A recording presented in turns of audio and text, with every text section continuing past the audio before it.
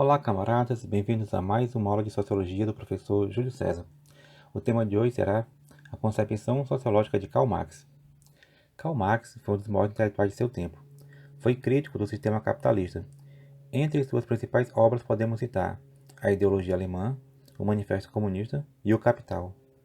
Nessas obras, ele afirma que o motor de transformação da sociedade é a luta de classes. Tal luta ocorreu ao longo de toda a história.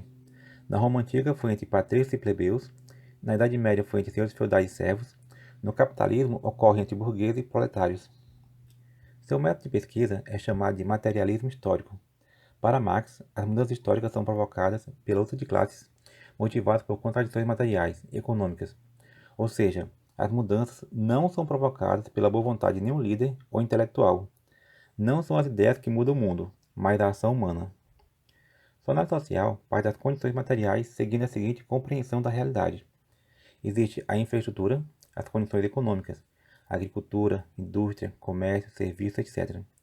Tem a estrutura, que é a relação entre as classes, burguesia e proletariado no capitalismo, e a superestrutura, que são instituições que organizam a sociedade, Estado, igreja, imprensa, tribunais, forças armadas, etc. Ao longo de toda essa formação social existe a ideologia. Ideologia é um conjunto de ideias que mascaram a realidade. A ideologia faz as pessoas não perceberem a real causa dos problemas sociais. Por exemplo, a religião foi usada muitas vezes como ideologia, quando atribui a causa dos problemas a questões divinas.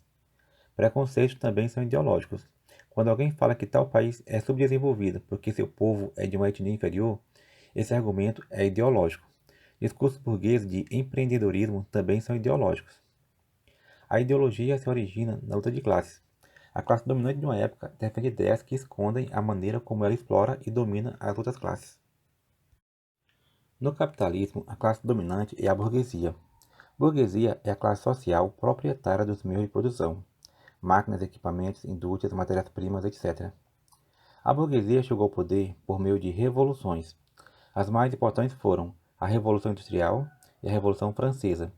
Com a Revolução Industrial, a burguesia obteve o poder econômico. Com a Revolução Francesa, a burguesia obteve o poder político. A burguesia teve que vencer outras classes que foram dominantes em seu tempo. Durante a Idade Média e Idade Moderna, as classes dominantes eram a nobreza e o clero. Ambas eram grandes proprietários de terra, a maior riqueza no feudalismo, modo de produção anterior ao capitalismo. Elas estabeleciam seu poder nas tradições medievais, cuja base ideológica era a religião. Quando a burguesia acumulou capitais durante o longo período de explorações comerciais, entre os séculos XIV e XVIII, ela obteve força para derrotar a nobreza e o clero. Essa foi a Revolução Francesa. A burguesia venceu, defendendo ideias de liberdade, igualdade e fraternidade. Mas a conquista desses ideais era para a minoria da sociedade, a própria burguesia. A maioria da população ficava excluída dos direitos. Ao forjar a nova sociedade, a burguesia forjou a classe social contrária a seus interesses históricos, o proletariado. Proletariado ou proletários é a classe social que não possui meio de produção. Para sobreviver, precisa vender sua força de trabalho por um salário. Ela vende sua força de trabalho para a classe social proprietária dos meios de produção, a burguesia. Aqui surge a contradição fundamental do capitalismo, a contradição entre capital e o trabalho. Para aumentar o capital, ou seja, os lucros de uma empresa, a burguesia precisa pagar baixos salários. Para aumentar os salários, o capital perde a capacidade de lucrar. Essa contradição faz com que as duas classes sociais estejam em conflito de interesse permanente. Esse conflito é a luta de classes dentro do capitalismo. Para melhorar suas condições de vida, a classe proletária teve de promover lutas históricas. Por meio dessas lutas, os proletários conquistaram jornada de 8 horas diárias de trabalho, férias remuneradas, descanso semanal remunerado, diversos benefícios, saúde e educação públicas, previdência, auxílio alimentar, etc. Mas essas conquistas ainda não eram suficientes para superar a exploração do capital sobre o trabalho. Karl Marx defendia uma transformação maior da sociedade.